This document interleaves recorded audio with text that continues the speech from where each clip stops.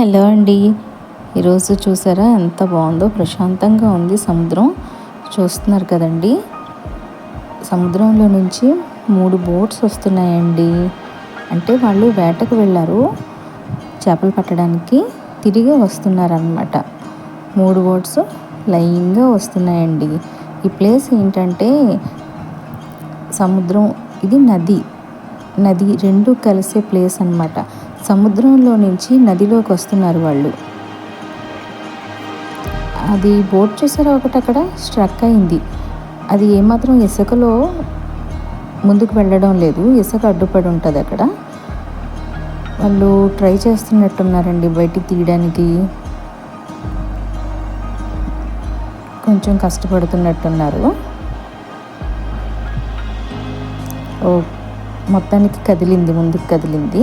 ఇప్పుడు వాళ్ళు వస్తున్న ప్లేస్ అంతా కూడా గోస్తని నది అనమాట. సముద్రం గోస్తని నది కలిసిన ప్లేస్ అనమాట అండి అది. అక్కడి నుంచి ఈ నది ఏరియాలోకి వచ్చి ఇక్కడి నుంచి టర్నింగ్ తిరుగుతారు. ఈ టర్నింగ్ దగ్గర నుంచి కొంచెం ముందుకు వెళ్తే అక్కడ బోట్స్ అన్నీ కూడా అక్కడ ఆపుతారు అనమాట. అక్కడి నుంచి వాళ్ళు పట్టుకొచ్చిన ఫిషెస్ అన్నీ అందులో నుంచి తీసుకొచ్చి బయటకు వచ్చేస్తారు.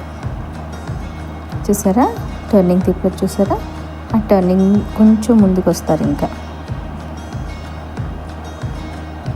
ఇలా చూడడానికి చాలా బాగుంటుందండి. చాలా ప్రశాంతమైన వాతావరణం కదా, చూడడానికి చాలా బాగుంది కదా. అదిగోండి చూసారా, అలా ముందుకు వస్తున్నారు. ఇంకొంచెం ముందుకెళ్ళి అక్కడ ఆపిస్తారనమాట. బోట్స్ అన్నీ అక్కడ పెట్టేస్తారు.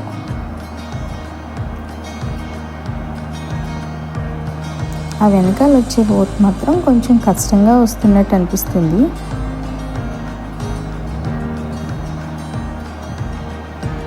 అదిగో వాళ్ళు రీచ్ అయిపోయారండి, వాళ్ళ బోట్ పెట్టాల్సిన ప్లేస్కి రీచ్ అయిపోయారు. ఓకే, వెనకాల ఉన్న బోట్ కూడా వచ్చేస్తుంది. బాగుంది కదా. మీకు ఎలా అనిపించింది, మీరేమనుకుంటున్నారో కూడా చెప్పండి. ఓకేనా. ఏదేమైనా సరే ఇలాంటి వాతావరణంలో ఉండడం ఒక అదృష్టమేనండి. అది నేను రోజు కూడా దేవునికి కృతజ్ఞతలు చెప్తూ ఉంటాను. ప్రశాంతమైన వాతావరణంలో జీవించడానికి దేవుడు నాకు అవకాశం ఇచ్చాడు కదా. Thank God.